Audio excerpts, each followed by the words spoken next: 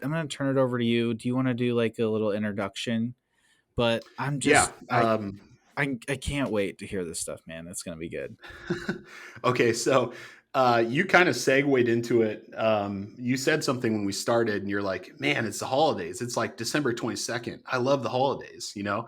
Oh And yeah. for me, that's way different. This year, I love the holidays. But for every year for the past 17 years, I worked in retail grocery, up to running a retail grocery store for the last couple years.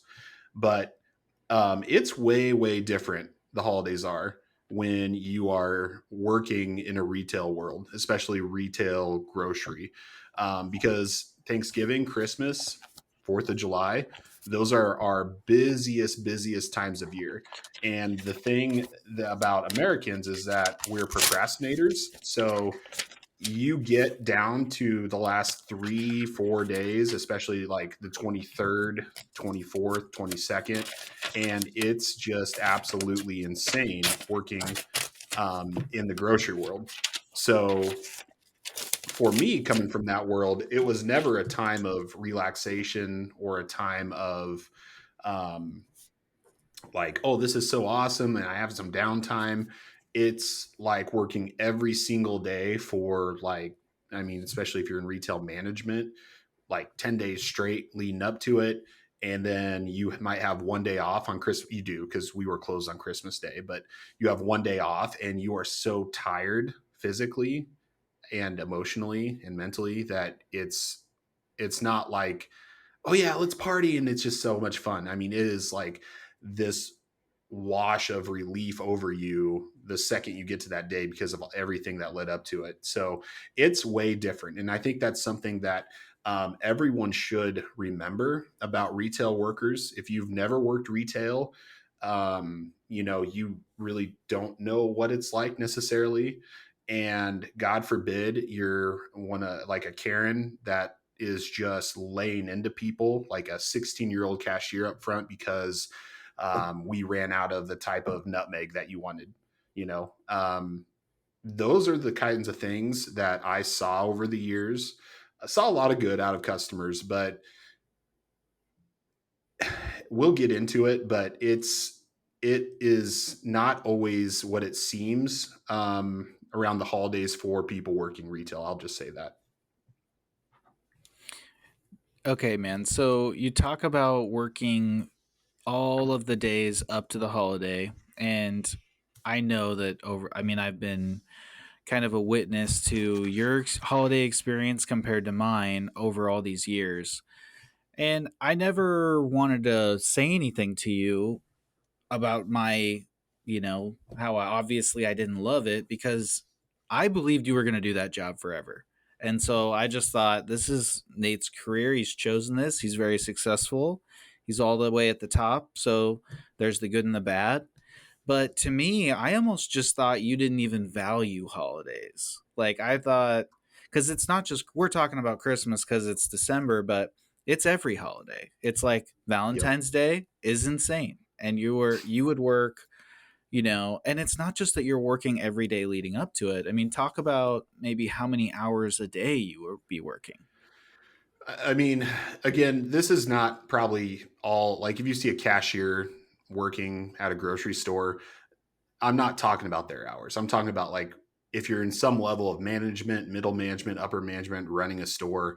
I mean, it's nothing. There were definitely 18-hour days sometimes. I mean, and it's certainly never an 8-hour day when you're looking at those days leading up to the holidays. Usually it's 6 a.m. to 6, 7, 8 o'clock at night or later.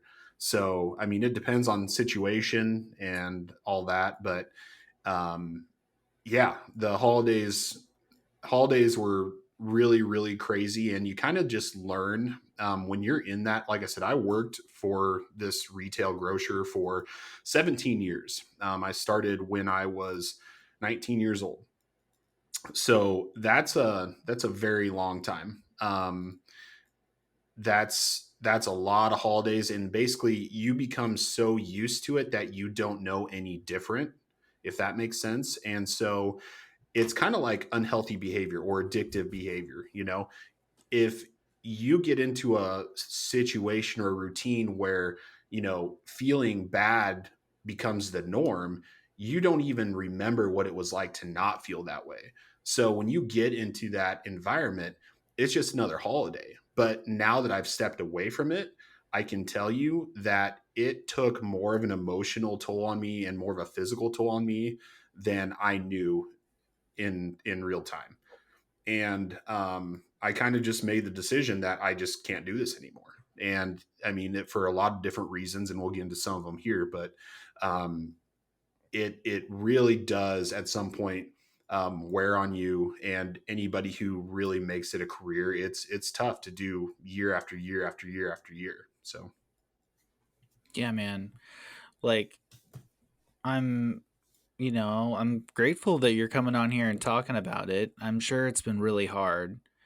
And I am excited to hear what it was like for you through some of those holidays. Like, just if you, when we get into it, hear what it was like for you if you actually worked over the actual holiday. Like, I think you were open on 4th of July and stuff like that. So, like, I don't know for sure, but maybe if some of the holidays, I think you actually worked. But for me, it was like I worked a 9 to 5 Monday through Friday job, and so I typically got holidays off. But I was also a server for like 12 years, and those are restaurants are always open on the holidays. But I always made it clear like I am not available on any holidays. And I've done that all the way since I was 19 years old. Even Husker game days, they would almost always say it's required, and I'd be like, I'm not gonna, I won't work here anymore. Then, I'd always say that I'd like to work here after the Husker game day or after the holiday, but I won't be here that day. And I always just thought you could do the same thing, but then after even when you were working your way up the company, and I realized that it wasn't, you just wouldn't have been able to do that. If you would have told them that, they would have probably said you can't work here anymore. And so yep. I don't know. And the interesting thing, Trev, about that is that um, culture's changing, man. What you were thinking in those days is more and more becoming the predominant thought process today in 2022, almost 2023. And the power where I think through all of my years of working, especially in retail, especially in those thankless jobs, the power now rests with the employees more than the employer right now, because the unemployment rate is so low that, and I went through this trying to run a grocery store, I couldn't staff. If I had a department head opening, a lot of times like an assistant produce manager opening, I remember it was open forever. I could not hire because people didn't want to do it. And more, it's becoming that way because it's a thankless job. It's not a high paying job. The margin for grocery is incredibly thin.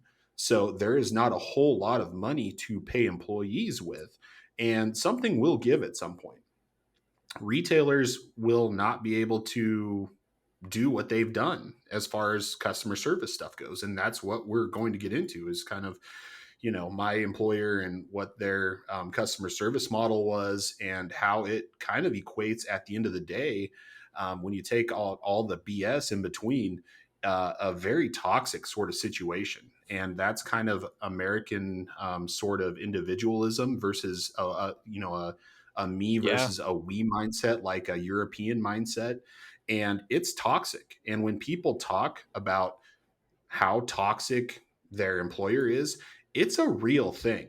And now there's a backlash in retail community from the employee standpoint where employees, not my generation, I wish my generation had been smart enough to kind of take charge, but the generations below me progressively are becoming more and more, we're not taking any shit from our employer. We're not going to deal with a unhealthy, we'll just walk. And with the very low unemployment rate, they can go find something else. And the businesses that will be successful will be the ones that take care of their employees.